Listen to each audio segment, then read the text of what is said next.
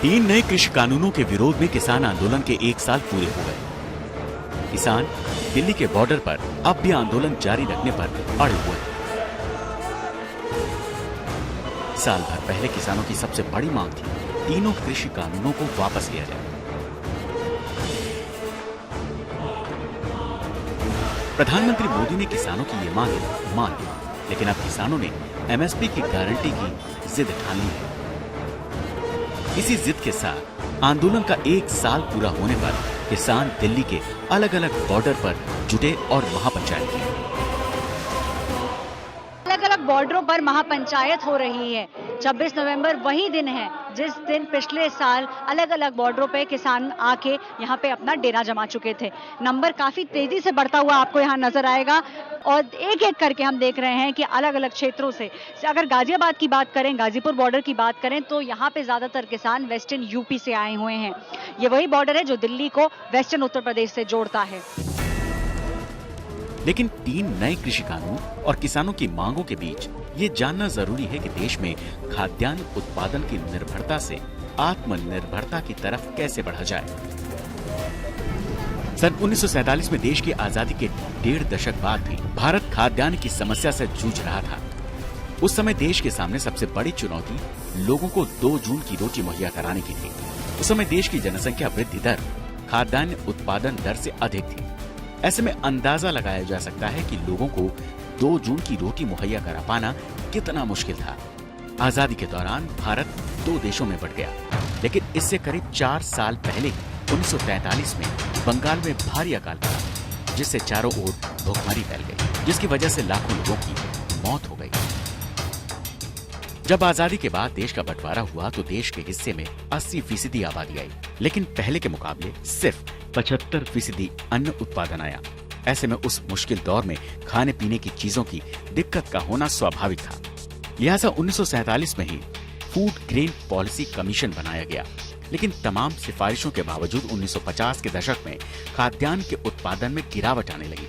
इसी खाद्यान्न समस्या से पार पाने के लिए पहली बार 1966-67 में हरित क्रांति की शुरुआत की गई। ये क्रांति इतनी सफल हुई कि खाद्यान्न को लेकर देश की किस्मत ही बदल गई।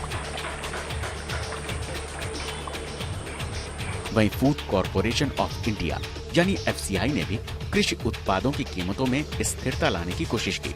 किसानों की कीमतों के जरिए मदद की गई और इन सभी कोशिशों का नतीजा ये हुआ कि जिस देश में कभी भुखमरी के हालात थे, आज वो देश विदेशों को बहुत सारा अनाज निर्यात कर रहा है।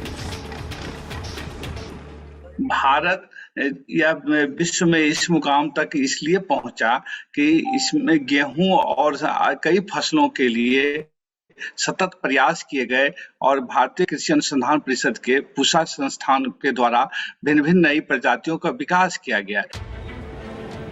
हालांकि 1951 में भारत अनाज का बड़े स्तर पर आयात करता था। उस वक्त भारत की तरफ से करीब 40 लाख टन अनाज का आयात होता था। अनाज आयात करने का ये सिलसिला 1980 तक चला, लेकिन अच्छी बात यह रही कि आयात लगातार तेजी से घटता चला गया। 1951 के दशक में 41 लाख टन अनाज आयात होता था, लेकिन 1961 में ये घटकर 35 लाख टन हो गया। इसके बाद 1971 में कमी जारी रही और भारत ने सिर्फ 20 लाख टन अनाज आयात किया। 1981 में ये आयात घटकर 5 लाख टन पर आ गया। आज का भारत इतना अनाज पैदा करता है कि उसे विदेशों को निर्यात किया जाता है। पिछले 5 सालों में भारत से गेहूं का खूब निर्यात हुआ। 2016 में 100.43 लाख टन, 2017 में 125.81 लाख टन, 2018 में 119.07 लाख टन, जबकि 2019 में 98.75 लाख टन और 2020 में 83.87 लाख टन गेहूं का निर्यात हुआ। वहीं चावल का निर्यात 2018 से ही शुरू हुआ, हालांकि इससे पहले चावल आयात होता था। 2018 में चावल का निर्यात 0.98 लाख टन था, 2019 में 2.47 लाख टन और 2020 में 2.06 लाख टन चावल का निर्यात किया गया। अभी हाल ही में हमारे इस प्रकार के जिंक युक्त, बीटा युक्त गेहूं की किस्मों का विकास हुआ और वह गुणवत्तापूर्ण और उत्पादन में अधिकता के द्वारा हम निर्यात की स्थिति में पहुंचे हैं। आज देश इस मुकाम पर पहुंच चुका है कि देश गेहूं और चावल के निर्यात में लगातार बढ़ोतरी देखी जा रही है।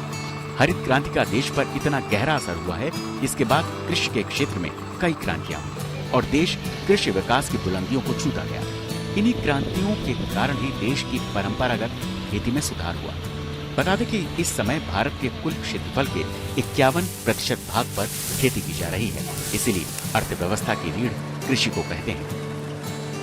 साल 1958 में जब भारत में पहली बार 120 लाख टन गेहूं में 50 लाख टन की बढ़त से कुल 170 लाख टन गेहूं पैदा हुआ, तो अमेरिकी वैज्ञानिक डॉक्टर विलियम गार्ड ने इसे हरित क्रांति की शुरुआत कहा।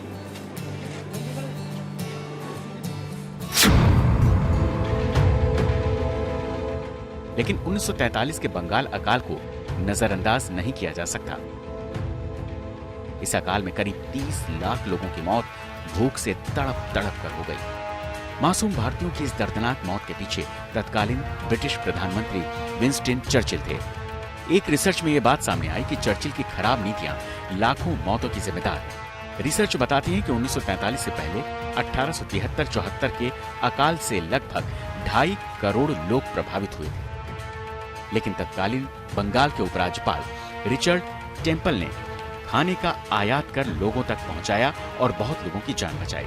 हालांकि टेम्पल की इस नीति की ब्रिटिश सरकार ने आलोचना की, क्योंकि इस दौरान उन्होंने भारतीयों की जान बचाई थी। जिसके बाद 19वीं शताब्दी में इस नीति को बदल दिया गया, जिसे 1943 के अकाल के रूप में भारत को भुगतना पड़ा। हालांकि भारत इन आपदाओं विपदाओं को पीछे छोड़कर कृषि के क्षेत्र में नई ऊंचाइयों को छू चुका है।